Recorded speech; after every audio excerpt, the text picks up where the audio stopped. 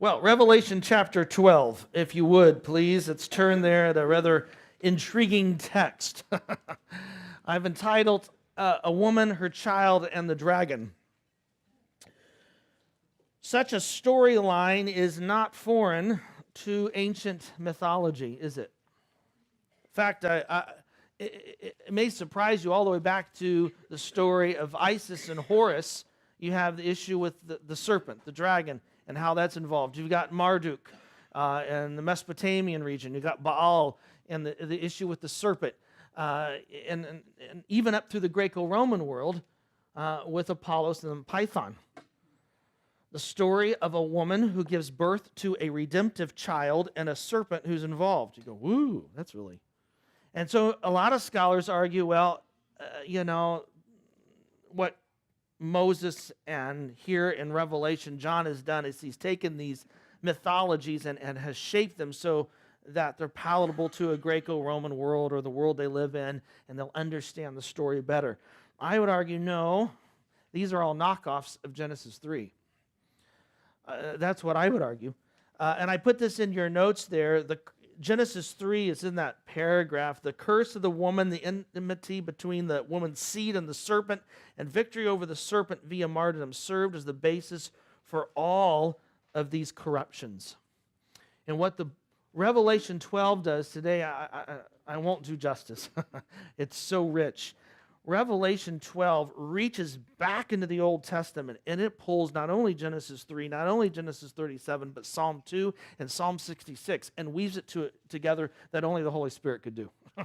It's absolutely marvelous what happens in this text. But this story plot, this of a woman, a serpent or dragon, and a child, again, is not a foreign idea. And Satan is so good at taking truth and just twisting it just a little. There are a lot of similarities with these stories in Revelation 12, but there's some huge differences. And that's what I want to point out today as we look at this text, because it's very powerful.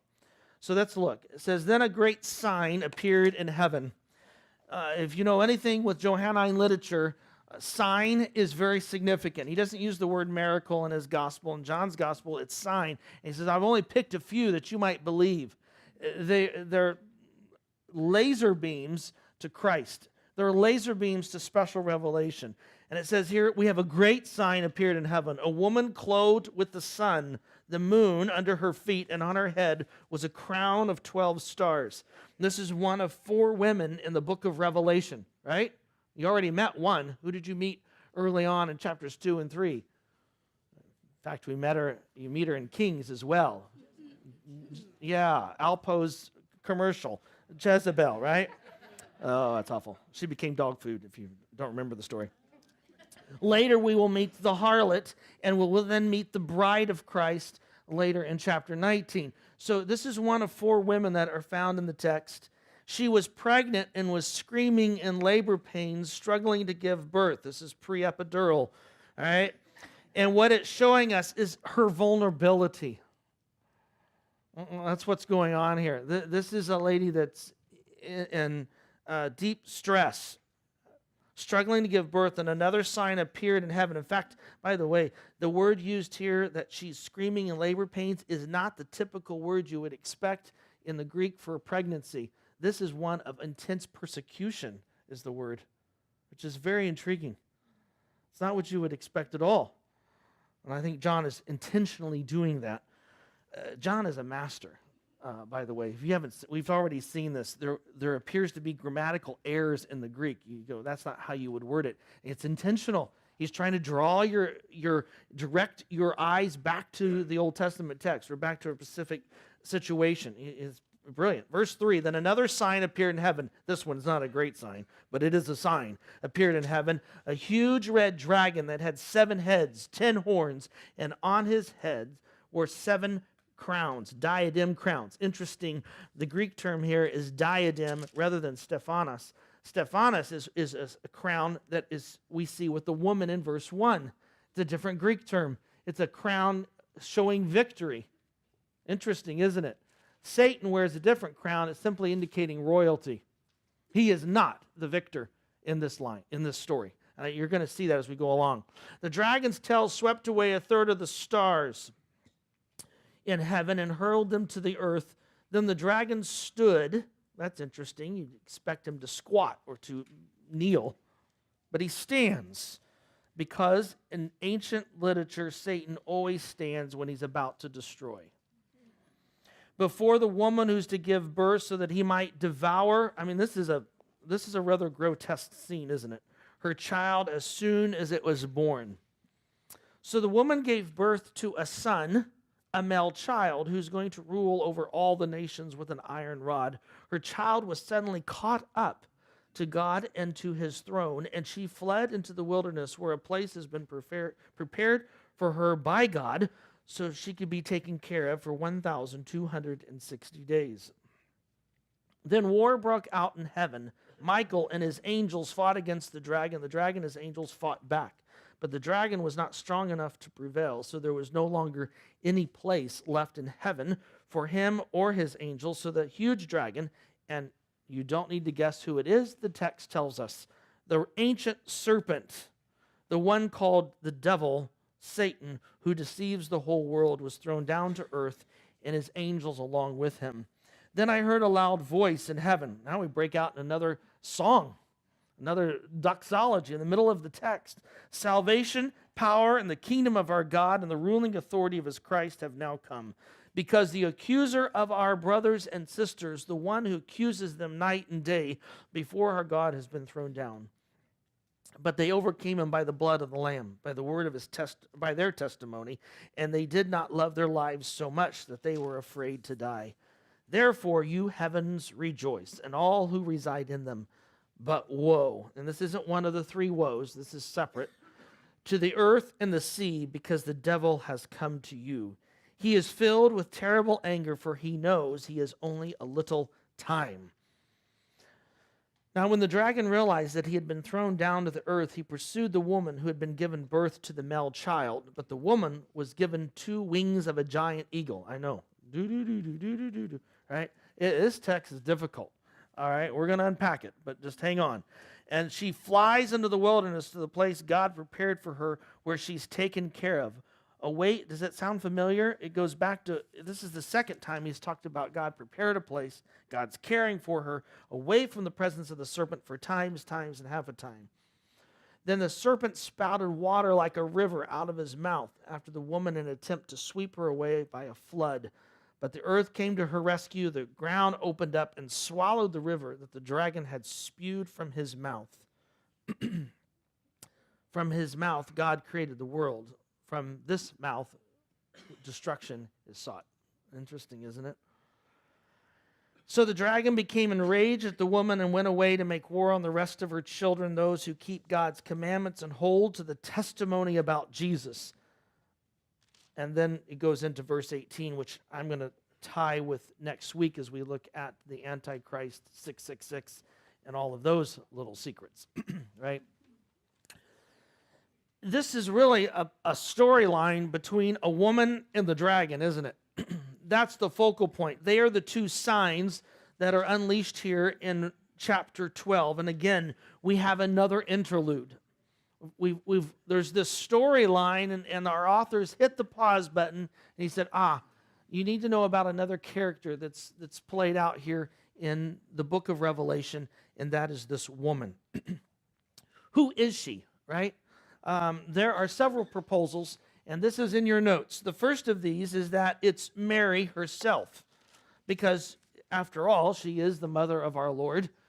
She gave birth to Jesus, right? And you would expect this view to be very popular among Roman Catholics scholars, that this woman is Mary.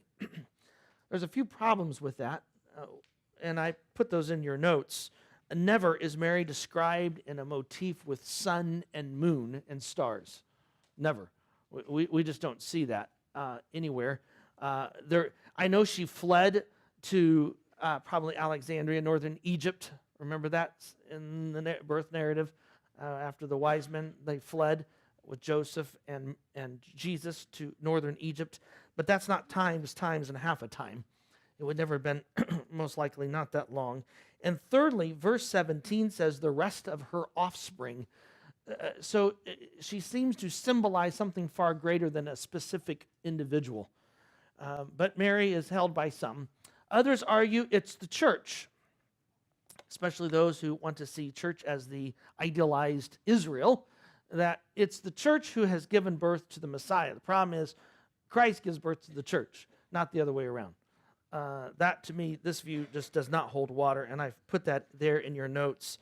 I think what we're dealing with is Israel. This is who we're dealing with, and there are several reasons why I believe this is the case. First of all, it ties in with Genesis 37. If you would, turn to Genesis 37. Let's look at this. Today's going to be a bit of a sword drill because we need to look at several texts. By the way, it's good to have the Cummins here. Dan was a youth leader when I was a kid. Dan has a lot of stories, so he's not going to share those because I have some on him, but that's great. But it's good to have them here at College Park.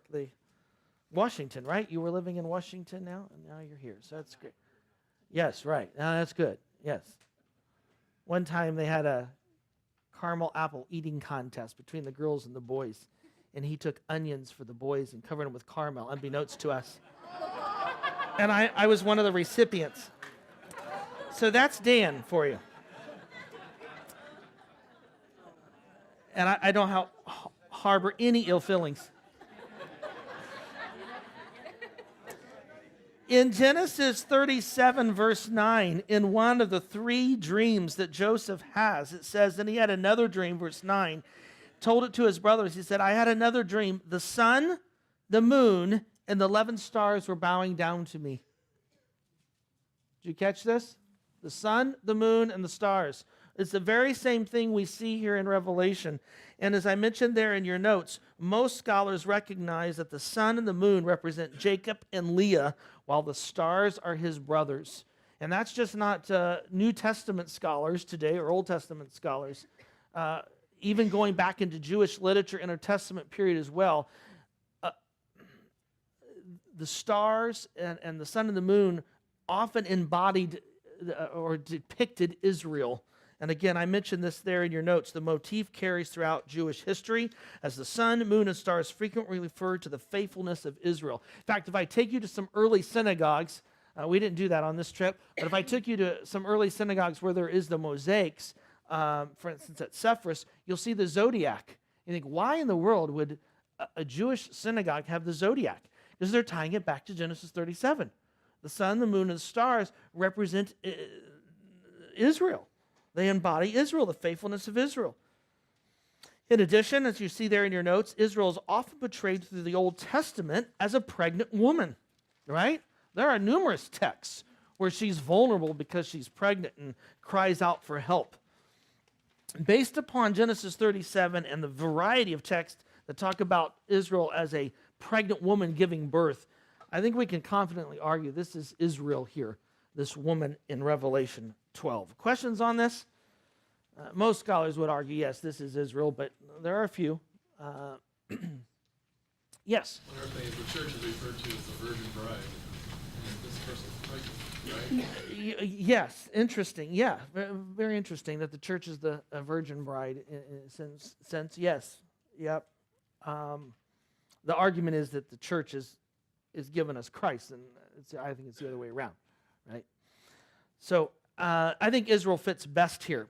Well, the second sign that we see, and again, we don't have to identify this red dragon. We are told later on in the text, as we see in verse 9, that this dragon is Satan himself.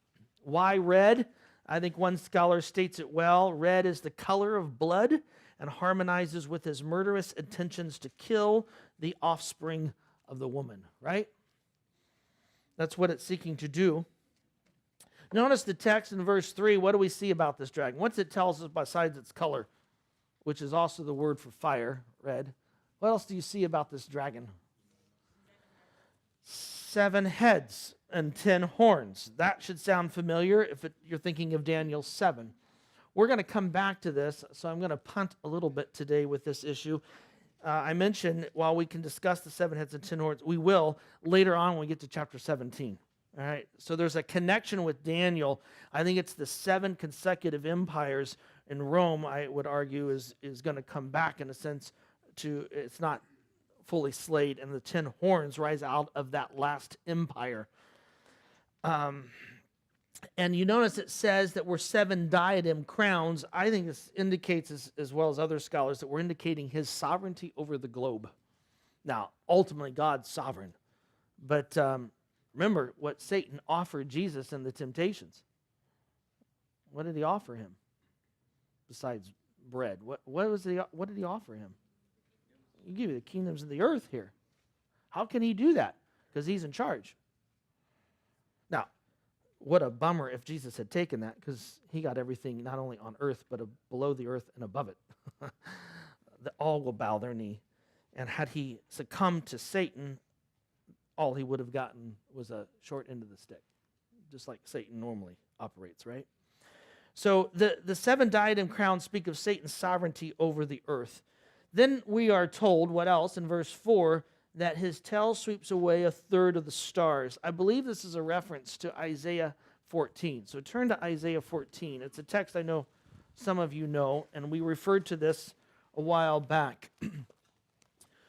First Enoch, intertestament Jewish book, and other Jewish writings believe that Satan fell after the day 1 of creation, that he fell to earth, and what happened is he sought to be like God, and as a result, he was cast out along with his followers, which is argued it is 1/3 of the angelic host, his what we call demons. In chapter 14, I want to start at verse 12 of Isaiah. It says, "Look how you have fallen from the sky, O shining one, son of the dawn. You have been cut down to the ground, O conqueror of the nations. You said to yourself, I will climb up to the sky above the stars of El Shaddai, El Shaddai, right? God, right? I will set up my throne. I will rule on the mountain of the assembly. I will climb up to the tops of the clouds. I will make myself like the Most High, but you have been cast down to Sheol."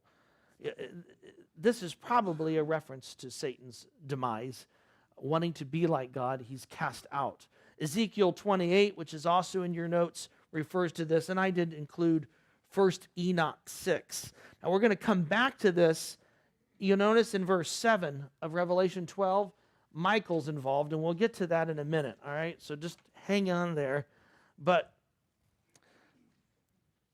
Satan has 3 defeats. The first of these is this pre-cosmic or pre-fall event where he's cast out of hell, or out of heaven, right? That's the first defeat. The second defeat will be at the cross. And the final defeat is at the end of the millennial age. It's as good as done.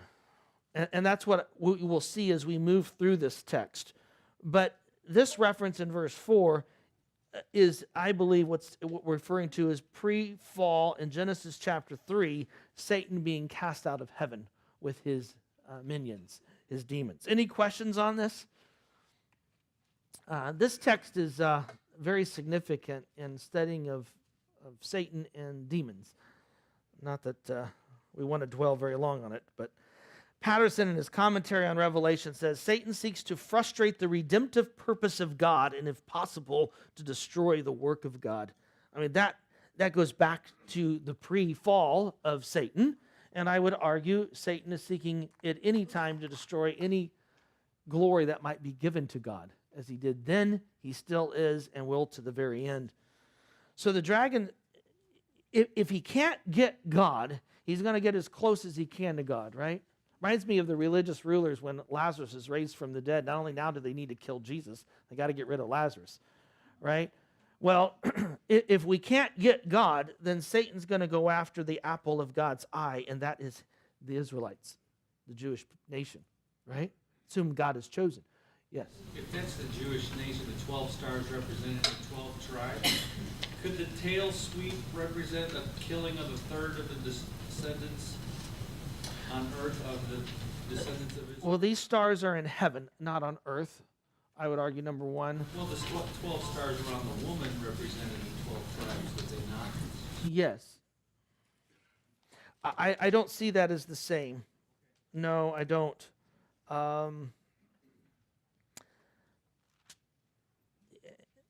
Yeah, usually when we refer to the stars in heaven, you're referring to angels, as we've seen already earlier in Revelation. So, so the dragon's tail, we see the woman here, and then in verse 5 it says, the woman gave birth to a son, and that's the third character in this narrative, and we don't need to guess who that is either, do we? The woman we could be a little vague on.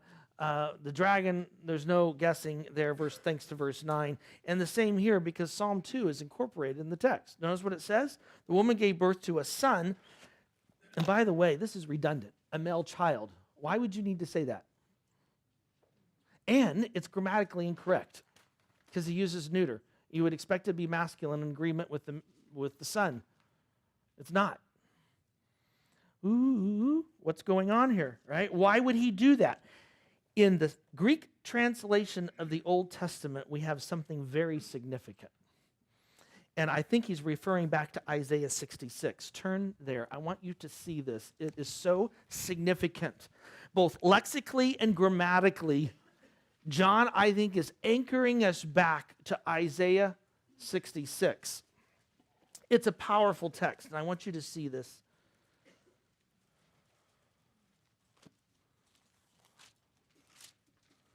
It's one of those texts after you read, your mouth's to the floor. You're going, wow, this is amazing what God is doing here. Let me give you the context here of Isaiah 66. This is God's promise to his people of what he's going to do. And it says in verse 7 of 66 Isaiah, last chapter, before she goes into labor, she gives birth. Before her contractions begin, she delivers a boy. And I think it also alludes to Isaiah 7. Who has ever heard of such a thing? Who has ever seen? Can a country be brought forth in one day? Can a nation be born in a single nation? Yet as soon as Zion goes into labor, she gives birth to sons. Do I bring a baby to the birth opening and not deliver it, asks the Lord? Do I bring a baby to the point of delivery and then hold it back, asks your God? Be happy for Jerusalem and rejoice with her for all you who love her. Share in her great joy, all you have mourned over her.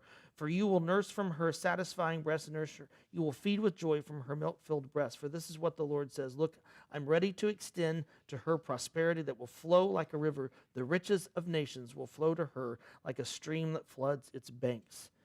As a mother consoles a child, verse 13, so I would console you, and you will be consoled over Jerusalem. What is this?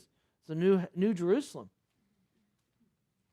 He's saying, he uses this imagery again of a mother giving birth to a child, referring to here the Messiah coming and delivering his people.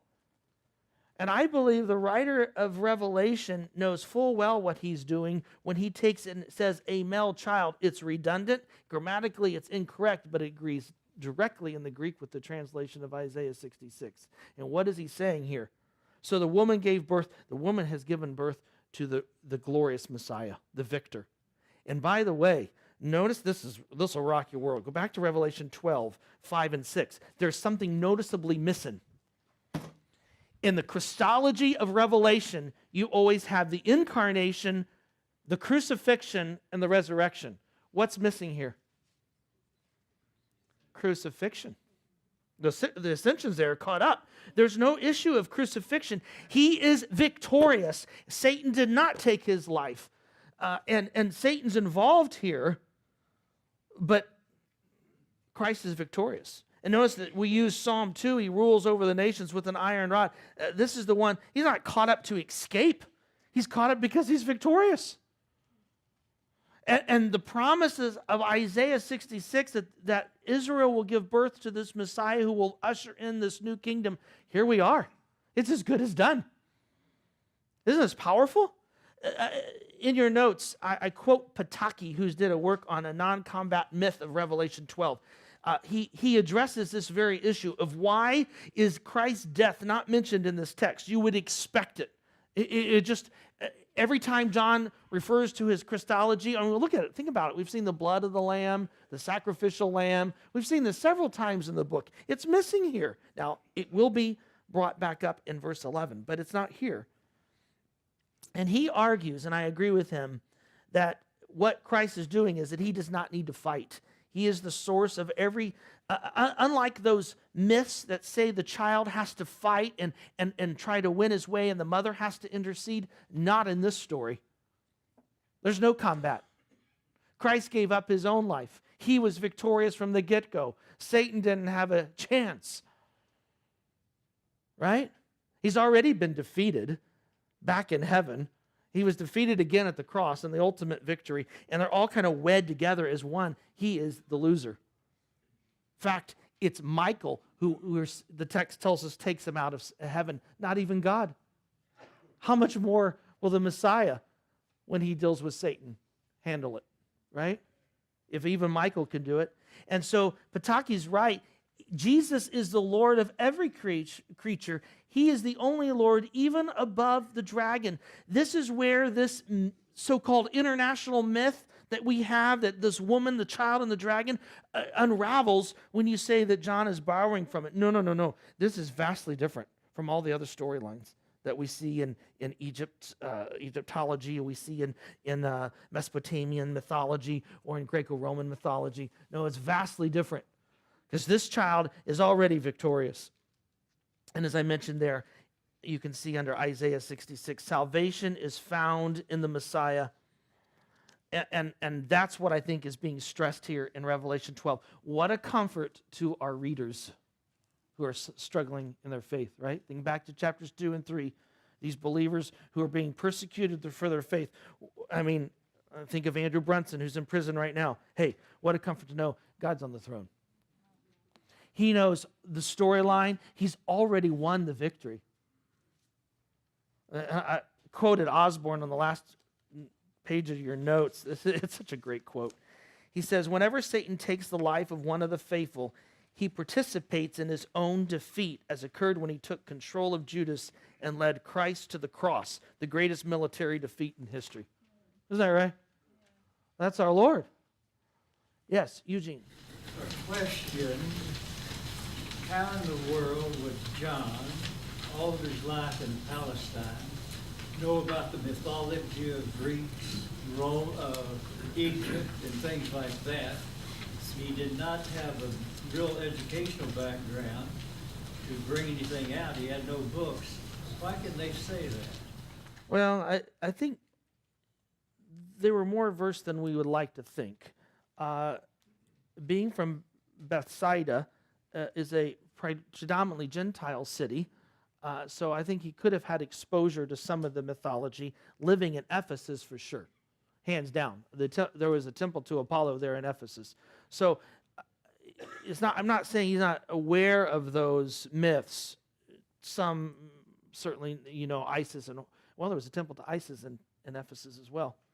So you could argue that he's aware of these, but I think those are all knockoffs. And I think what John is doing is taking us back to the Old Testament, saying, no, the Genesis 3, remember Genesis 3?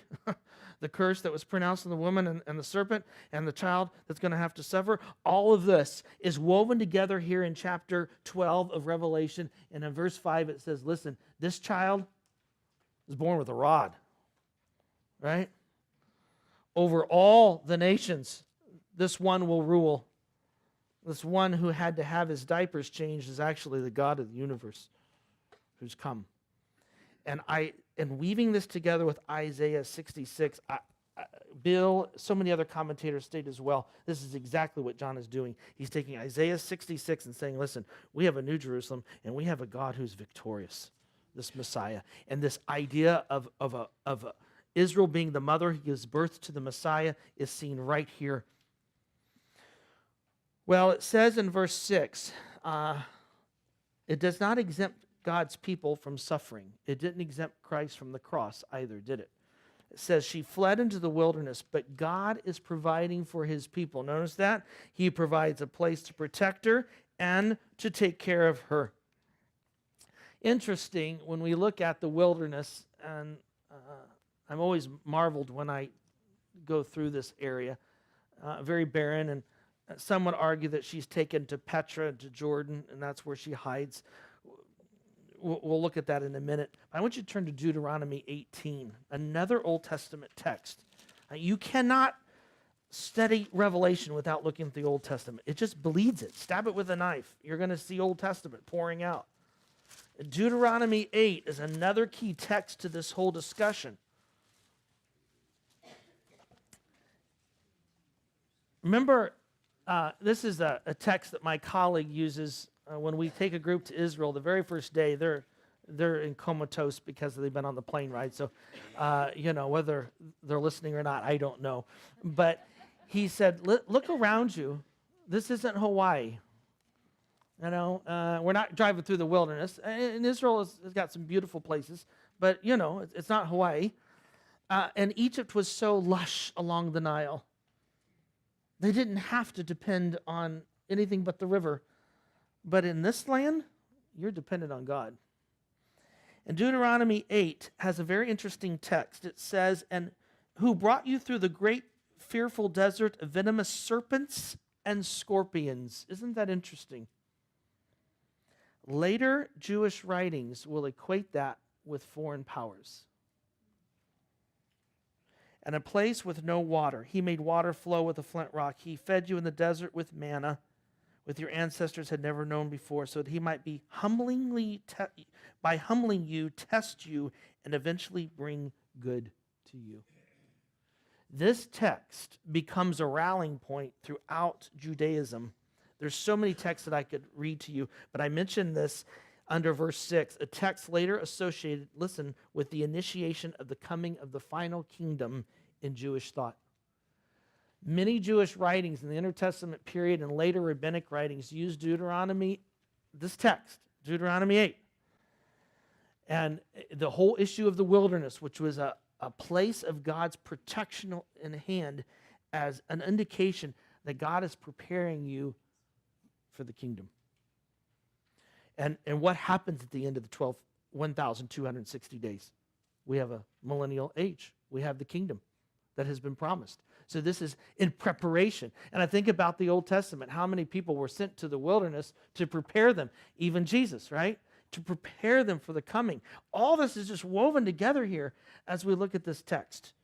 God is caring for her. He's providing for her. And Deuteronomy 8 comes crashing in here. And Jewish thought is Deuteronomy 8 is an indication that God is leading them to the kingdom, that which they await.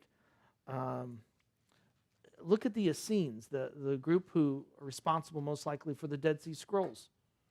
They went out in the wilderness because it was there that they felt God would prepare them for the coming of the Messiah and the kingdom. Where would they get that idea? All the way back from Deuteronomy 8. And this woman that she flees into the wilderness is very significant because it's in preparation for what's about to take place. Well, the war breaks out in verse 7. Let's look at the text here and see what happens. And we have Michael and his angels. And the time frame here is very difficult. And scholars debate, when is this battle? It would seem, if you're reading through the text chronologically, that what we're dealing with is something that occurs during the tribulation period. Some would argue, there's even some who've argued it's at the cross. I don't see that. But some argue this final assault is in the latter days, that yes, Satan was cast down from heaven during early stages of the creation pre-fall, but he still has access to heaven until this event. That could be. I still see we're dealing with that pre-cosmic attempt to try to displace God. I think that's what we're dealing with here. That the war that breaks out here is referring back to what we saw earlier in verse 4. You can disagree. It just seems to fit better with the overall context to me, and in keeping with both Old Testament and Jewish thought, that this is when Satan fell, that Satan was removed. And by the way, Michael is associated with early Jewish writings as well, that he was responsible by God's power to remove Satan from earth, or from heaven. And I mentioned this in your notes, that Daniel 10, remember Daniel 10 and 12, refers to Michael as one of the princes of the angels. He's one of the archangels. And where else do we see Michael in the New Testament? In a little book, Jude. Remember Jude? Refers to Michael. What does Michael do? Eric. Yes, he argues over.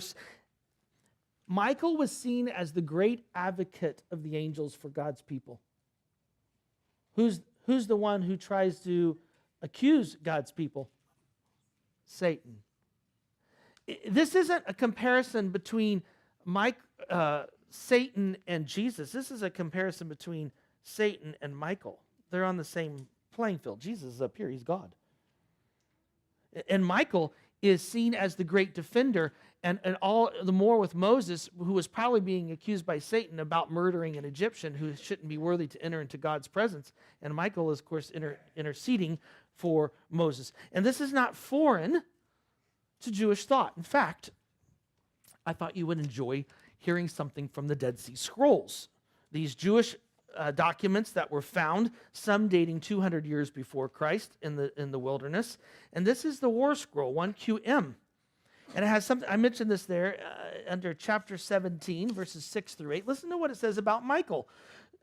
It says, he sends everlasting aid, God sends, by his covenant, and he will send the powerful, majestic angel Michael as an everlasting light to illuminate the joy, the covenant of Israel, peace and blessing to God, to exalt the way, and on it goes, to talk about Michael serving as the great intercessor for the Israelite people.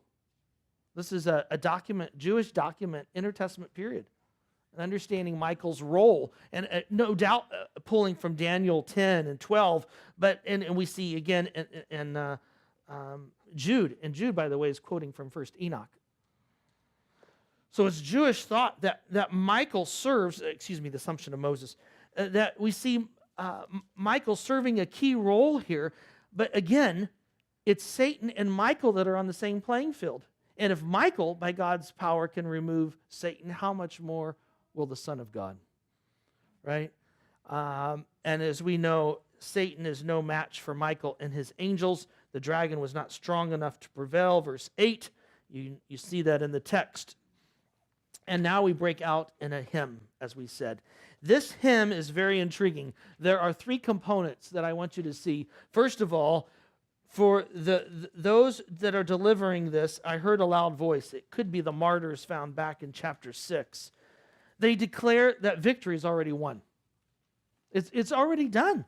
Notice what they say. The authority of Christ has now come. It's done. And on what basis? What's the basis? What does the hymn say? Two things. How is victory won? The blood of the Lamb. It's not referred to earlier, Christ's crucifixion, but it is here. And it's the means of which we are seen as righteous, right? 2 Corinthians 5. The blood of the Lamb, and which is intriguing, not only the blood of the Lamb, but by individuals being willing to be obedient and follow Christ. Lip service is insufficient. Faith without works is dead. And here it says in the text, they are overcome by the blood of the Lamb and by the word of their testimony, that they did not love their lives as much that they were afraid to die.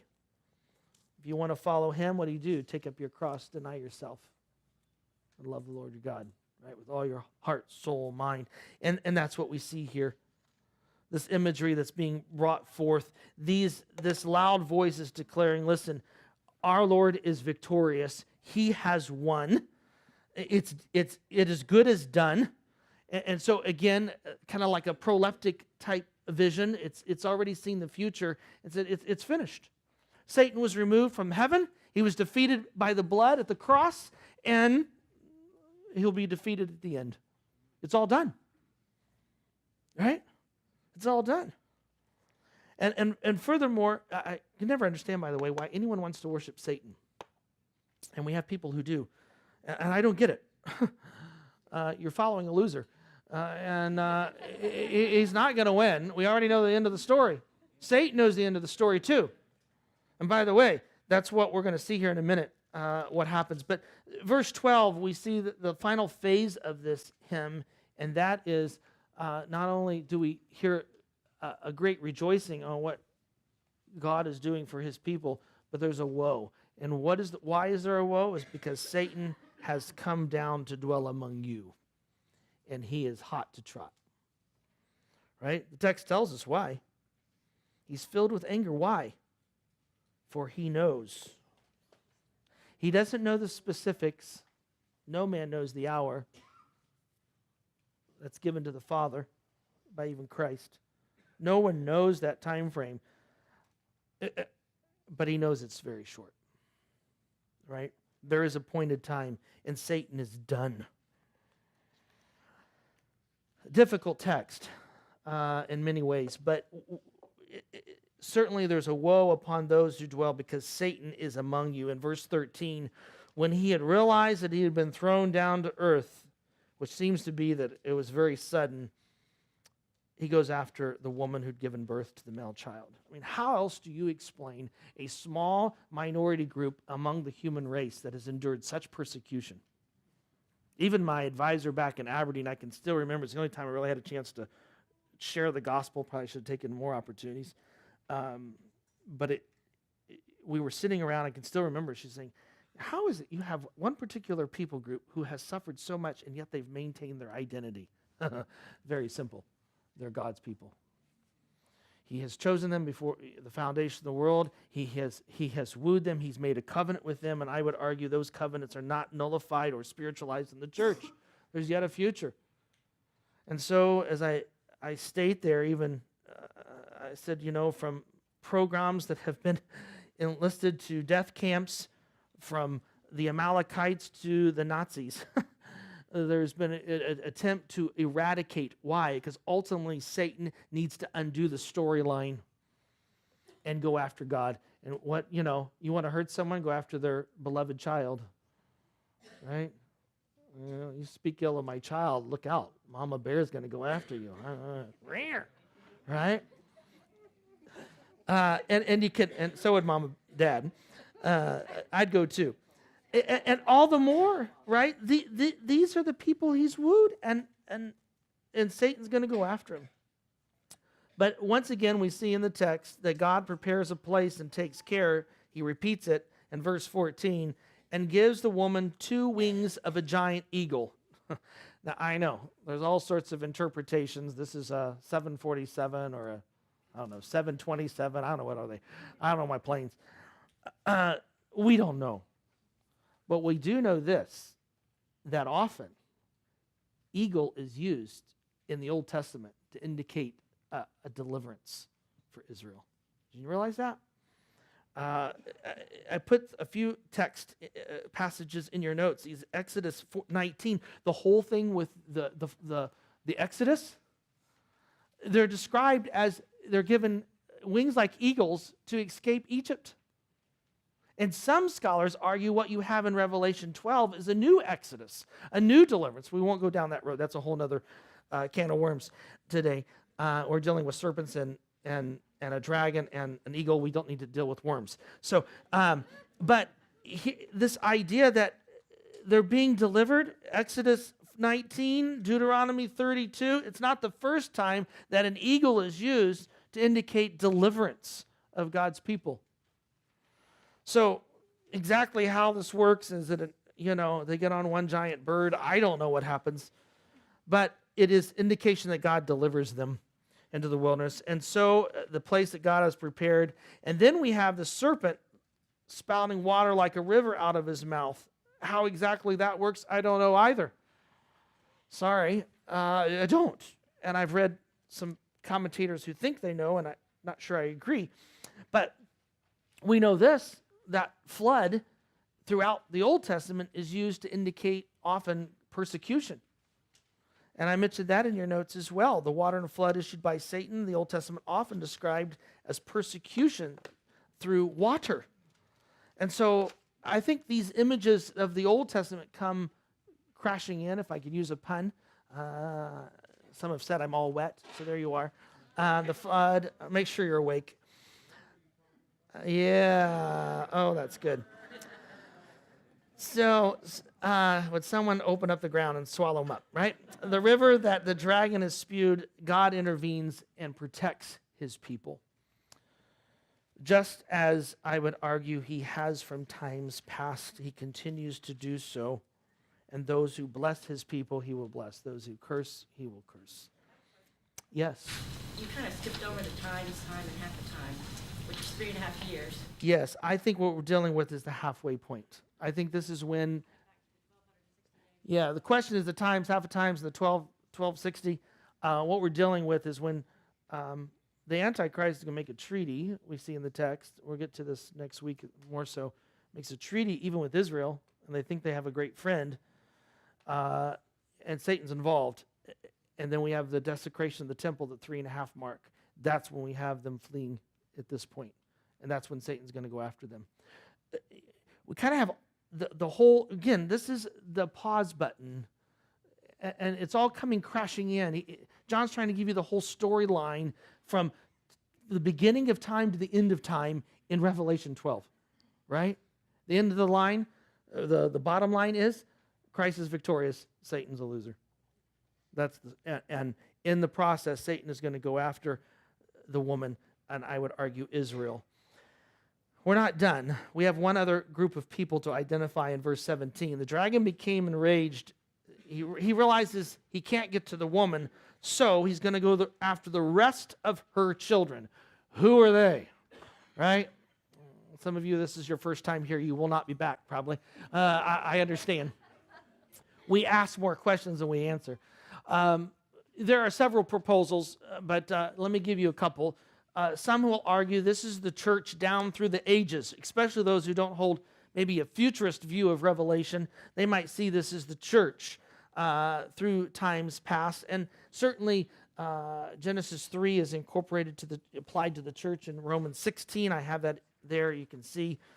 But I don't see a distinction between Gentiles and Jewish Christians in the narrative. And that just does not seem to fit to me.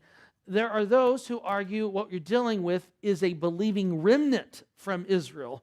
That is, all of Israel, so to speak, is taken into the wilderness, except for the believers who are left behind to maintain the testimony. They get that from the latter part of 17, those who keep God's commandments and hold to the testimony. But why would only the unsaved be protected in the wilderness?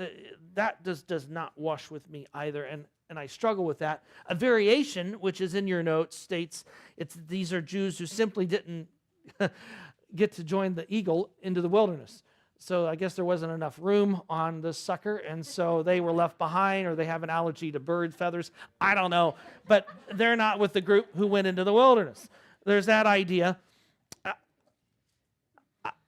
This is not the view I held prior to studying the text, but I think scholars are right. I believe it's 144,000 that have been sealed. They are the rest. They are all Jews. Chapter 7, we talked about this. They are the descendants. They are the seed of this woman, no doubt. And they are the ones that are testifying to this world. And it fits incredibly well with chapters 13 and 14. Because 13, we deal with you see the two beasts, right? That attack in particular those that don't have the mark of the beast. And the rest of Israel is already hidden in the wilderness. So who's left that doesn't have the mark would be those would be believers. And then chapter 14, look how chapter 14 starts. I want you to see this. We'll study this, but chapter 14 says, "Then I looked, and here was the Lamb standing on Mount Zion, and with him were" what? 144,000, who had his name and on his Father's name written on their foreheads. And it says about these 144,000 in verses 4 and 5 that they have no lie was found in their lips. They are blameless, which I would argue coincides well with the description in verse 17 of chapter 12. That is, they keep God's commandments and they hold fast to the testimony. So who are the rest of the children that Satan goes after hard, fast? It's the 144,000. Ultimately, he cannot take because they have God's seal. he's protected them just as he protected the woman and the rest of her children in the wilderness. Comments? It's not clean. To me, it's probably the most viable option, but I struggle. A lot of dispensationalists who will argue in this second category that it's a remnant of Israel, or it's the Jews who were just left behind that didn't join the rest into the wilderness. Thoughts, comments, insight? Yes. So would you say this is still future to be? Yes, I would argue, the latter half of the tribulation period, the last 3.5 years. Because the first 3.5 years, yes, we have already the judgment starting, but we don't have the Antichrist desecrating the temple. It's as if all hell breaks loose at the 3.5-year mark. And that's when the Antichrist shows his true colors to the Jewish people, and will go after them fast and furious, as well as those who claim Jesus as Messiah, right? Who don't have the mark. So if we're cosmic,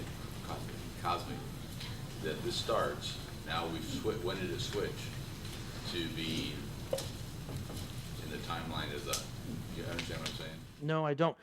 Satan fell, right? That's pre-fall, pre-Genesis 3. Satan is defeated. It's kind of a three-pronged defeat. He's defeated there, he's defeated at the cross, and ultimately he'll be defeated at the end of the millennial age when he's released one more time. So the war didn't, when was the war then? I will argue it's at the end of the millennial age when Satan is released and will deceive the nation. That's chapter 20. Look at chapter 20. That might help. Let's all look at that, because I think that will be of help to us. You remember in let's look at chapter 20, verse 2. He sees the dragon. Who's the dragon? Again, tells us, ancient serpent, the devil, Satan. Tied him up for 1,000 years. I believe this is the millennial age. Now, those who don't hold to a pre-mill would argue Satan is alive and well, and that might be, but then he's got a long chain. Because the text tells us that the angel threw him into the abyss and locked and sealed it so he could not deceive the nations until the 1,000 years were finished. Then, at the end of the 1,000 years, verse 7, Satan will be released from his prison. He will go out to deceive the nations. The four corners of the earth will bring them to battle. And as you know the storyline, Satan is defeated and cast into hell. All right, and that's his final blow. But for the loud voice that cried out, victory is already won. We see that in heaven when Satan was cast out. We see that through the blood of the Lamb. And we see it ultimately when that child has the rod in his hand and rules the nations. Right? And so it's being collapsed together at the end of the day for blessed is the one who reads this book. Isn't it a comfort to know Satan is defeated? He's done. Right? There is no more. So, Frank, does that help? Okay, all right. Well, let me give you 3 things to walk away with, because this was deep stuff today. We dealt a lot with intertextuality between the old and the new, bringing in some Jewish thought, and there's a lot more we could do. But number one, and it goes without saying, but I think we need to be reminded, while Satan is alive and well, we serve one who is greater. In fact, he's already victorious. 1 Peter 5, turn to this familiar text. Many of you know this. I love that Peter is quoting it. He knows a lot about suffering. He says, be sober and alert. Your enemy, the devil, is like a roaring lion, is on the prowl, looking for someone to devour. Resist him. Be strong in your faith. I mean, think about it. Even Michael would not give an ill word to Satan. He allowed God to do it. I get a little nervous when people say, well, just, tell Satan to go to hell or whatever. Careful. That's not our role. We resist and allow God to deal with Satan. I think he can do a better job, right? Resist strong in your faith because you know that your brothers and sisters throughout the world are enduring the same kinds of suffering. And the same with our readers for the book of Revelation. What a comfort to know, right? Satan is already defeated. And I think it's so masterfully done there in that one section there in 5 and 6 of Revelation chapter 12 that he shows, he's already won. He's victorious. and that he didn't even put the cross in there because Satan had no responsibility for the crucifixion. It was God who went and did it. The second point here, as we look at, in one sense, the victory is won. We've already said this. 1 John 5, let's turn there. Look at this text as well. 1 John 5:3. John, everything is black and white. There's no middle ground for John. You know that. And he says in 1 John 5:3-5, he says, "For this is the love of God, that we keep his commandments, and his commandments do not weigh us down, because everyone who's been fathered by God," read the next text, "conquers the world." Are you living like a conqueror? Right? I've met a lot of Christians that, they're already defeated, and I'm going, why? Satan's been done. As far as we're concerned, we are the victors through Christ, right? And fathered by God who conquers the world, this is the conquering power that he conquered the world, our faith. Now, who is this person who's conquered the world except the one who believes that Jesus is the Son of God? There it is, right? Through the Lamb. And then third, one more. The Lord is faithful to his word. He will keep his promises. That's what I love about the Jewish people. You look at God made a promise to them all the way back at Abraham. It's the Middle Bronze era for you archaeologists. I mean, all the way back, he made a promise to Abraham, reiterated it through David, and he's still going to keep it. And he's going to protect them, as he says in Revelation chapter 12. There is a wonderful text in Numbers 23. If you don't know it from heart, it's a great one to commit to memory. But turn to Numbers 23.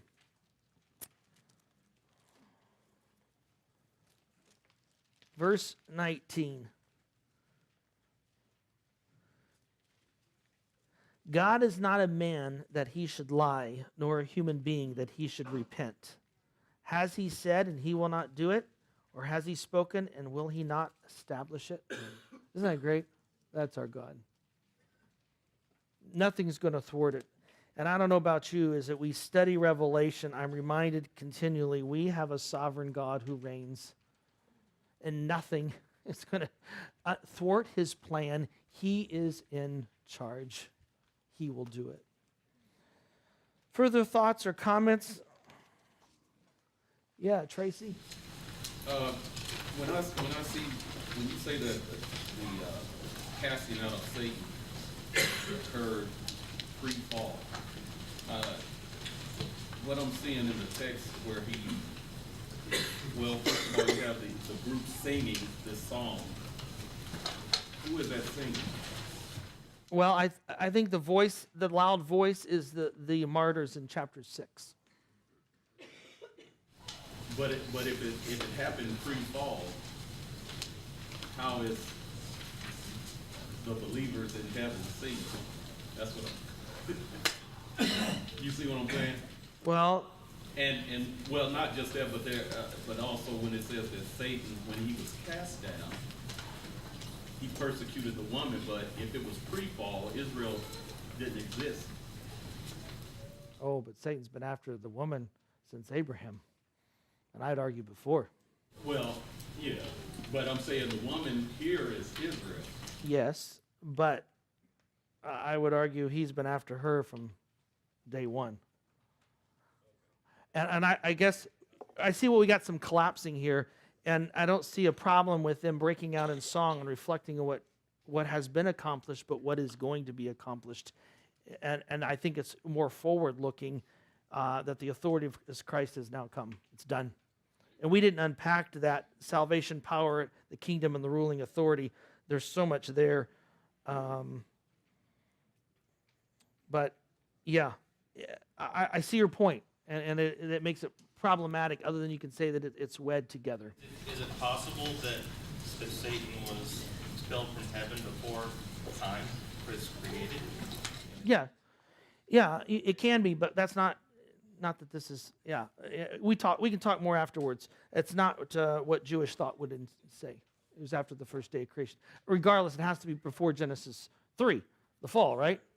And so, But in Job, they talk about, Satan being in heaven, having that conversation. In Job, yes. Well, he can have access to the Father, but we don't have him in the presence of the Father in the sense of dwelling in heaven. So, yeah, you're right. And even Jesus said, I saw the star fall, right? Reference to the Satan. He is defeated. Just as he is risen, he is defeated, right? The one who rules is Christ, and he serves as our great mediator. And there's a lot we don't understand, but there's much we can walk away with and say, thank you, Lord. We do not need to fear. Father, indeed, thank you. We live in a world that is so hostile because we have a one roaming this earth seeking to devour. And it makes sense. Why would he be concerned about those who don't profess Christ? They're already his. He's after those who profess Christ, and he's after, I would argue, the mother. That is the Israelites, the Jewish nation. He's after those who you are using to fulfill your desire here on earth, because he would love nothing better than to discredit you. Father, he's already lost. And Revelation 12 so masterfully shows us through the use of the Hebrew scriptures that indeed the battle has already been won. Thank you for keeping your promises to the Israelite people by providing a Messiah, and thank you for grafting us in. Thank you that there's still the final defeat of Satan, which you've already orchestrated, and you know exactly how that's going to occur. And we thank you. Thank you for how you care for your people, which was so evident in Revelation 12. As you prepare a place, you woo them, it's on your timetable, and we just thank you, Father, that we are yours. And we thank you that there's a day coming when we'll be in your presence for all eternity. Guide us this week, Lord, and may we be ever mindful that you are the sovereign one who is victorious. In Jesus' name, amen. Yes, Bill. On your way out, we've got little credit card size reminders of David's good friend Andrew Brunson, who's in jail in Turkey. And his trial's the 15th, so we need to be in prayer. Great. So you got these cards. If you want to take one of these to remember to pray for Andrew, that's fantastic. Lord willing, we'll see you next week.